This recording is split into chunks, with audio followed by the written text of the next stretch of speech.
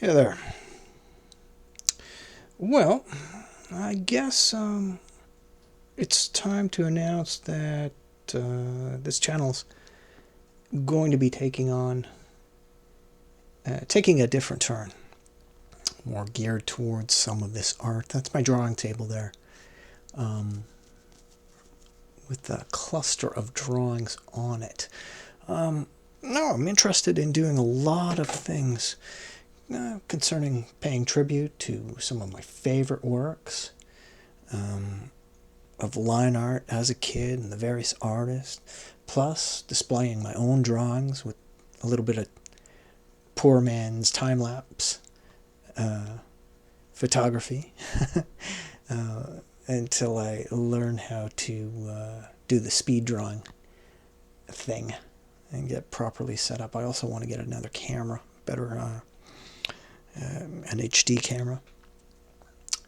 Um, One of the things in particular I want to announce is that uh, I'm going to be doing a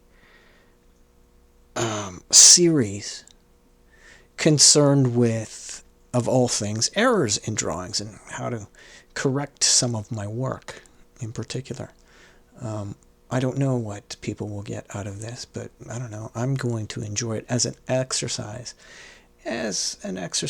to remain in motion, in the sense that even during the creation of other new projects, there'll be there'll be perpetual motion in other aspects when there's nothing to do. I mean, my archives are crammed full. I've done one of those things that they claimed, you know, well, in classical educations when you're learning to do still life and life drawings, figure drawings, that sort of thing. They tell you to do the work and then crumple it up and throw it away so that you don't become partial to it. But I never really did that. I mean, I did throw away a great deal of work from my childhood and into my teens. Well, no, yeah, I would say, well, no, I guess by the time I was 13, I started really retaining everything. And I did archives, boxes, shoe boxes full of stuff, binders, and so I want to look at a lot of that stuff and look back at it and say, now I can see what was wrong with this drawing, and this is how I'm going to correct it. And I'll be using, I won't be using any computer enhancement. I mean, I'm just going to go with what I know. It's going to be 70s style, photocopies and paste ups and that sort of thing. No zipatone, but just a basic nuts and bolts, hands-on original work amendments, if you will. But in particular, I want to focus in on a series of drawings that took place between, I guess it really picked up, I would say between 2001 and, yes, 2001 well, as far as 2009, but mostly 2001 to 2008, I would say. What was taking place was I was working in, let's say, to keep it not too detailed, I guess it eventually will. I had a manufacturing job. It was a good job. It involved CNC work, computer. Can't even say it. Anyway, it was a CNC job, computer numeric control, basically, and like a automated machine shop. We had conventional mills and lathes and other cutting machines, but predominantly our setup was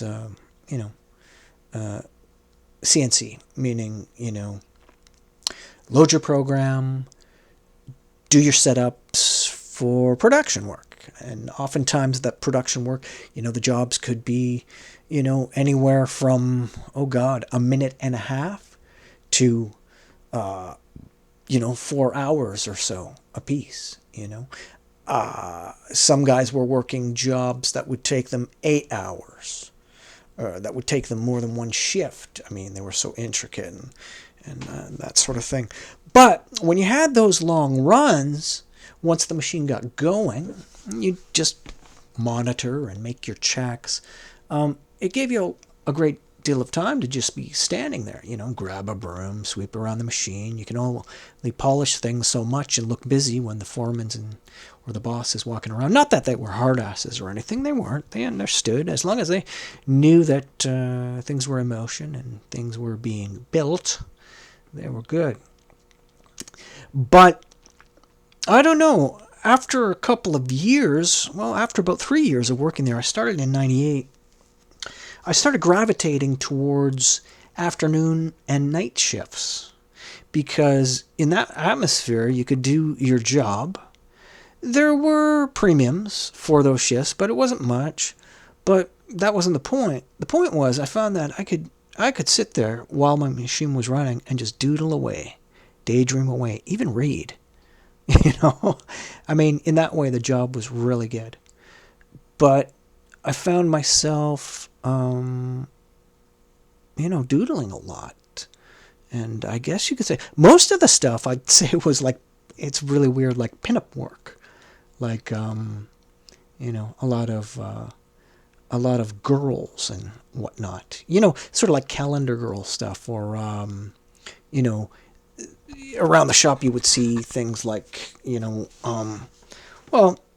it wasn't cars, right, it would be, tool ads, with the sexy girl on it. That was more of an early 80s kind of thing, but it was still kicking around. But I was doing that kind of thing, just kind of daydreaming away and getting better at the craft or whatever, but just doodling away. And most of it was ballpoint pen stuff. I mean, no references, no photos to use, just up in my imagination. So a lot of it, although a lot of it turned out kind of cool and looked pretty good, and I kept a lot of it, the anatomy would be out, right? Because there was no reference for a figure in that position. Not all of it was pinup stuff. A lot of it was, superhero stuff and fantasy art and whatnot, scribbles and designs. Oh boy. But then there was that other period in 2005 where I don't know how to describe that. Creativity, I'll just put it this way, creativity took a weird turn.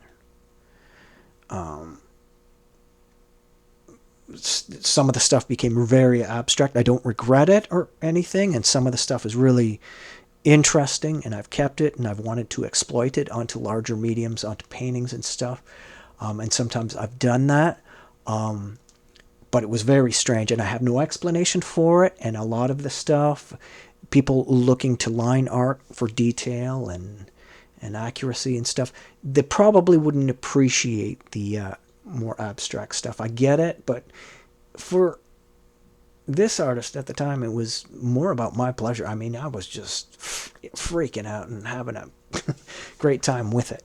I'll put it that way. And it was something that I never appreciated when I was younger, but during that time, 2005, and then stretching into 2008, a lot of the stuff I was doing, but not just at that work time, but at home and stuff, it was getting out there.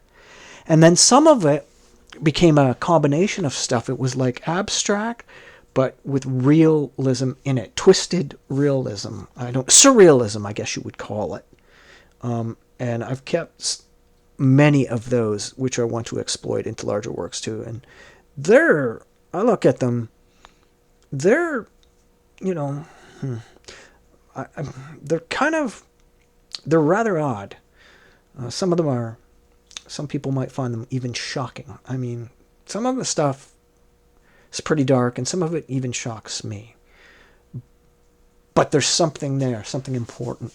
But a lot of it was superhero stuff too, right? Though, a different form of it, pen and ink drawings and that.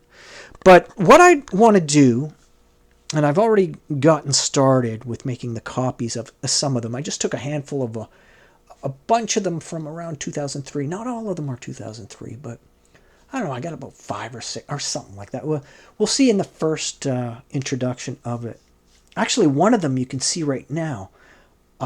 That'll probably be the first one. Let's take a closer look at it. Give me 1 second here. Yeah, sure. So there we go. Let's see. This one. Yeah, I believe that. Yeah, that's 2003. And most of you will recognize that as our boy, Silver Surfer. It's a ballpoint pen drawing, actually, just a sketch, no reference. But that was one of the ones that I held on to. But if you notice, what's wrong with this figure? Oh, sorry, it's not much of a figure, right? It's just the bust, the head, shoulders. What do you make of it? What do you notice? What stands out? In other words, what's wrong with this drawing? Look closely.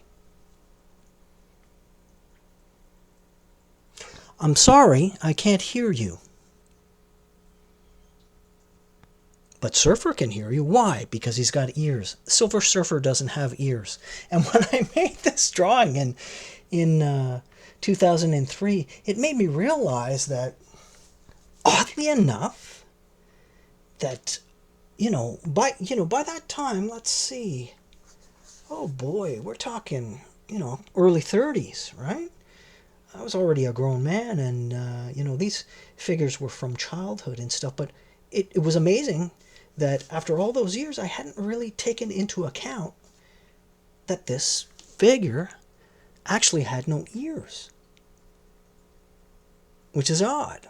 It's like I was absent from that part of my own reality growing up. I mean, but then again, I wasn't drawing the Silver Surfer a lot when I was a kid. A lot of Marvel characters, but this wasn't one of them.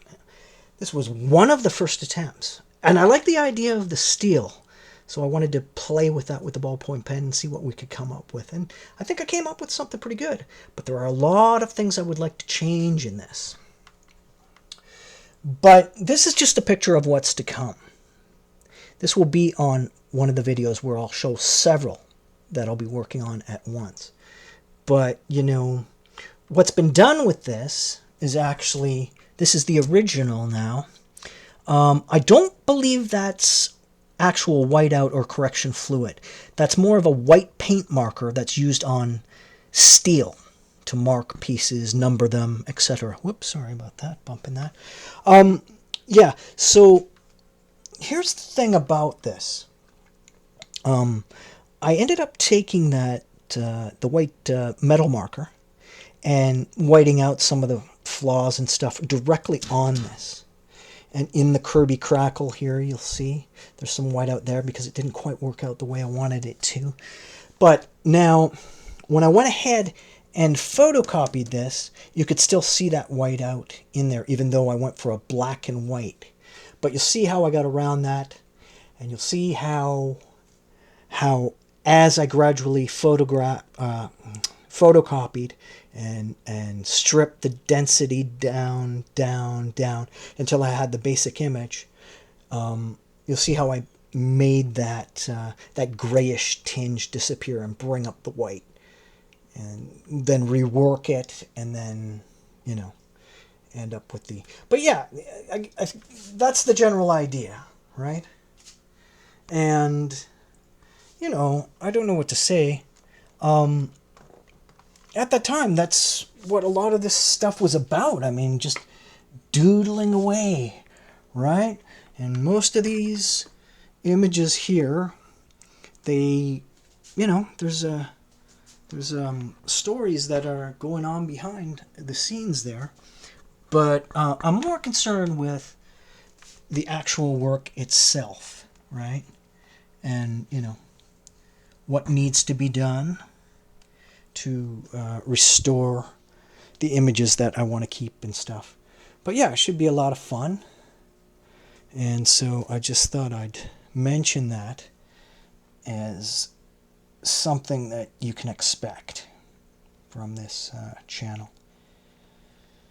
I think I'm getting ready to steer away from a lot of things that I've been concerned about. I think I've come to an understanding about what's going on. And I've reached some conclusions, just like so many other people have. And I want to pull away a bit from those things that I can't control around me and focus in on what, what concerns me more as an artist. I want to go with that. But what people will probably find is that because I have the verbal diarrhea, I'll go on rants about certain things, become passionate about certain things, and I'll get to the end of a video when I'm recording and just go, well, am I going to post this or not? Is this worth sharing or not? That kind of thing. But I'm hoping that along the way in trying to amend a lot of these drawings, some things are learned, both by me and anyone who decides to tune in and observe. So there you have it. That's what the plan is.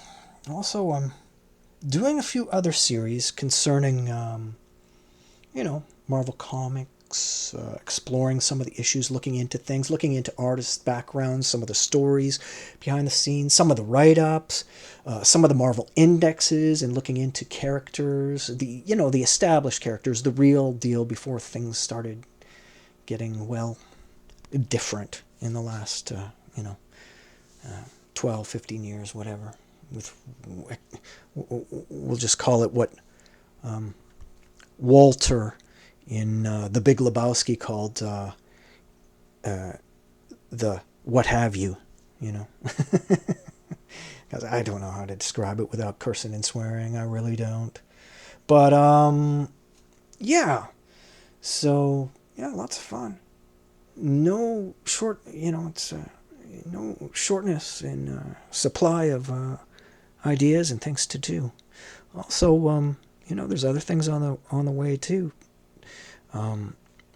Compiling work for other projects, which I'll discuss at another time, because you don't want to mention things until they're more solid. Until things are material and ideas are consolidated into a project that you can hold into your hand and say, okay, we're going with this. But the ideas are there and they're interesting. The look isn't going to be a problem, but you gotta hold the story together and make sure all that works. And so we'll see what happens there. Anyway, thanks for tuning in, and expect to see a smattering of images and some goofy gab. Take it easy.